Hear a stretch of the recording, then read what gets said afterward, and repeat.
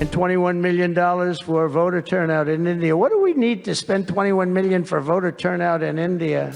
I read saying, so-and-so dealt with USAID or so-and-so. Look, it's not a question of did you deal with USAID or not. USAID was allowed, has been here historically. But USAID was allowed here in good faith, to do good faith activities. Now, suggestions are being made out of America that there are activities which are in bad faith. So, it surely warrants a look. And if there is something to it, I think the country should know who are the people involved in the bad faith activity. Did the US really fund voter turnout in India? That's the claim US President Donald Trump has made, alleging that $21 million from the US Agency for International Development was used for this purpose. But a recent Finance Ministry report tells a different story, one that sheds light on how much US aid India actually received and where it was spent. In the financial year 2023 to 2024, India received $750 million, about 6,500 crore rupees, from US aid. But with the funding now suspended, what impact will this have on India's key factors? Let's break it down.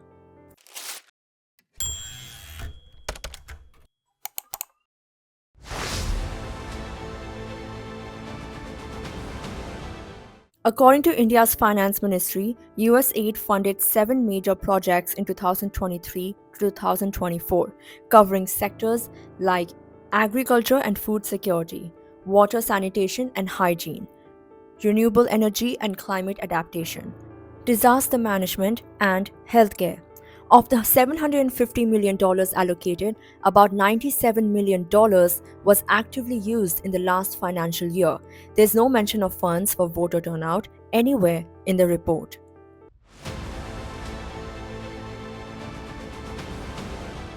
India has been receiving US development aid since 1951, with US aid playing a key role in funding infrastructure, governance, education, and social sector projects. Over the decades, total US aid assistance to India has been $17 billion, which is 1.5 lakh crore rupees. Total projects funded have been over 555. Funding in the last 4 years alone has been $650 million, which is 5,634 crore rupees. A significant portion of these funds went to non-governmental institutions, sparking concerns about external influence on India's policy making.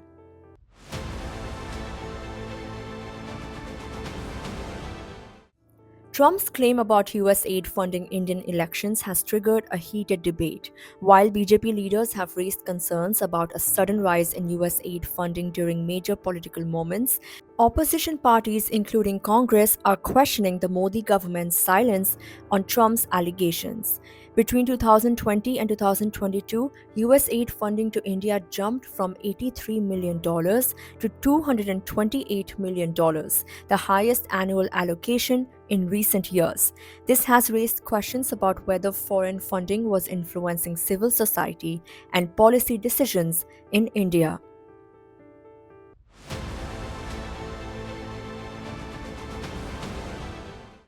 The US government has frozen US aid's operations in India, which is expected to impact several key sectors. The biggest hit sector? Healthcare. In 2023, 69% of US aid's aid went to health programs. Environmental and governance projects, which received $9.6 million and $14 million respectively, will also be affected. With this funding now cut off, India may have to restructure or reallocate resources to sustain these programs.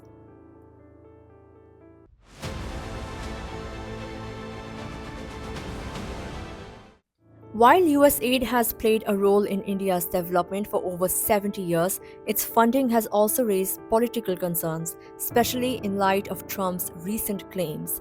With the agency now shutting down operations in India, the question remains, will this impact India's development projects, or will the country move towards complete self-reliance?